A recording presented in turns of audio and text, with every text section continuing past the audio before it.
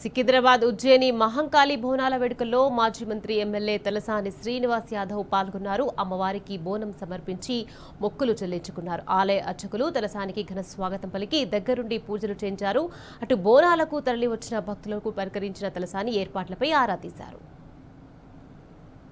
ఏర్పాట్ల విషయంలో అన్ని డిపార్ట్మెంట్ల సహకారం తీసుకొని మరి పండుగ జయప్రదం జరగాలి.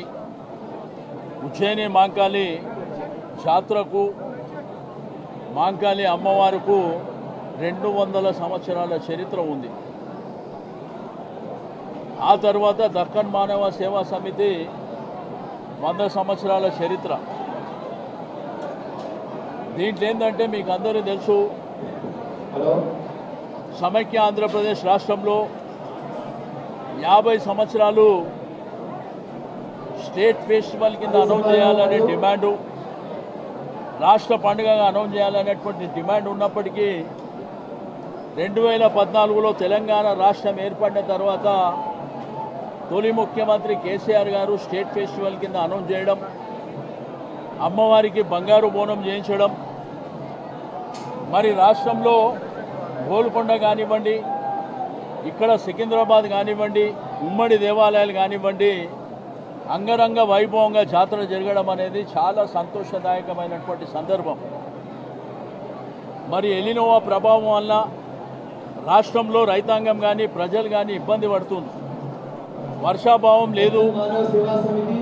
మరి ఈ రోజు ఏంటంటే అమ్మవారి దర్శనం చేసుకొని అమ్మవారి కోరుకునేది ఒకటే, రాష్ట్రం సుభిక్షంగా ఉండాలి, బ్రహ్మాండమైనటువంటి వర్షాలు పడాలి, రైతాంగం ప్రజలు సుఖ సంతోషాలతో ఉండాలనేటువంటిదే మా సంకల్పం.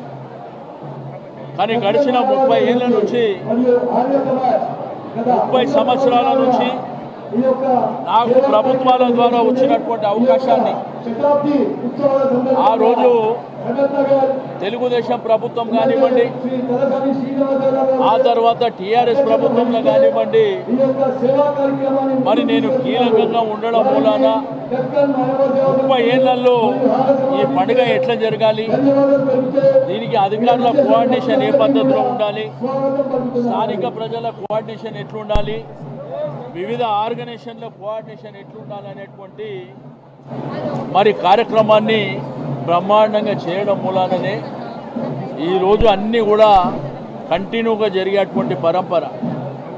ఈ పరంపరలో భాగంగా ఈరోజు బోనాలు జరగడం, మరి మధ్యాహ్నం తొట్టెల ఊరేగింపులు, సాయంత్రం పలారం బండ్ల ఊరేగింపులు, రేపు పొద్దున రంగం కార్యక్రమం కానీ, భవిష్యవాణి, ఆ తర్వాత జరిగే మరి పండుగ వాతావరణంలో అంబారీ ఊరేగింపు, రేపు మార్నింగ్ భారీ ఎత్తున జరిగేటువంటి అవకాశం, ఆ తర్వాత తిరిగి పలారం బండ్ల ఊరేగింపు.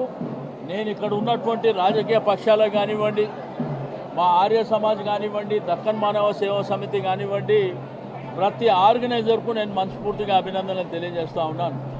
మరి అధికారులతో కోఆర్డినేషన్ చేసినప్పుడు కూడా నిన్నటి వరకు జరిగింది, వారికి కూడా మరి సంపూర్ణమైనటువంటి అభినందనలు తెలియజేస్తూ ఉన్నాను. మనం అందరం కలిసి ఈ పండుగని జయప్రదం చేయడానికి మరి అందరం మీ కృషి ఫలితంగానే ఈరోజు ఈ కార్యక్రమం వచ్చేటువంటి బోనాలు ఎత్తుకునేటువంటి మా అక్క చెల్లెళ్లకు, దర్శనం చేసుకునేటువంటి ప్రజలకు ఎటువంటి ఆటంకాలు కలగకుండా అందరూ సంతోషంగా ఉండాలని కోరుకుంటున్నాను.